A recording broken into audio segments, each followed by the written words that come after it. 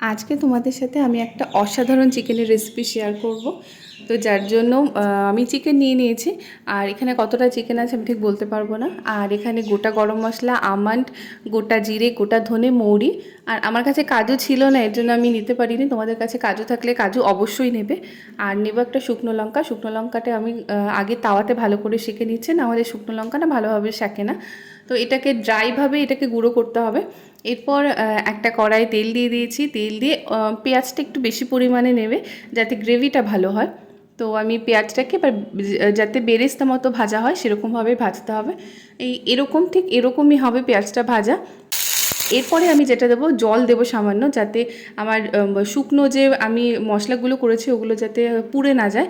এবার দেবো হলুদ, কাশ্মীরি লঙ্কার গুঁড়ো, লবণ দিয়ে একটু সামান্য একটু কষাবো। আর হ্যাঁ, এখানে কোনো লাল লঙ্কা ঝাল লঙ্কার গুঁড়ো দিচ্ছি না আমি এখানে যেহেতু আমাদের বাড়িতে খুব একটা কেউ ঝাল খায় না, এর জন্য আর সেরকম ঝাল দিচ্ছি না। আর দিয়েছি এখানে যে শুকনো যে মশলাগুলো আমি গুঁড়ো করেছিলাম সেই মশলাটা দিয়ে দিচ্ছি। এরপরে আরেকটু কষিয়ে দেবো টমেটো কুচি, একটু বেশি পরিমাণে টমেটো কুচি দেবে। আর টমেটো কুচিটা দিয়ে একটুখানি ঢেকে রাখবো যাতে টমেটোটা একদম মজে যায়। তো কিছুক্ষণ ঢাকার পর ঠিক এরকম তেল ছেড়ে যাবে। আর এরপরে আমি যেটা দিলাম, এটা আছে আদা আছে, রসুন আছে আর কাঁচা লঙ্কা।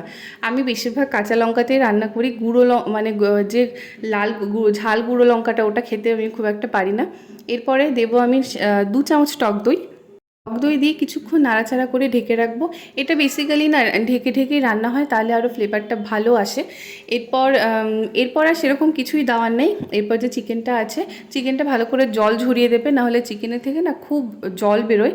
তো চিকেনটা দিয়েও ভালো করে একটু কষাবো, কষিয়ে 5 মিনিটের মতো আমি ঢেকে রাখবো। 5 মিনিট পর ঢাকনাটা যখন খুলবো, অসাধারণ একটা গন্ধ আসে, মানে তখনই মনে হবে খিদে পেয়ে গেছে। এবার আর কিছু সেরকম করার নেই। আমি এই কাসুরি মেথিটা দিচ্ছি। কাসুরি মেথিটা আমি খুব একটা মানে খেতাম না আগে, এখন ভালোই লাগে খেতে। তো কাসুরি মেথি দিলে আর একটু ভালো গন্ধটা আসে। তো ব্যাস, আমার রান্না কমপ্লিট। হ্যাঁ, এরপর যেটা বলি রে, আমি 1 চামচ বাটার দিয়েছিলাম, বাটারটা অবশ্যই দেবে। ব্যাস, আমার রান্না কমপ্লিট।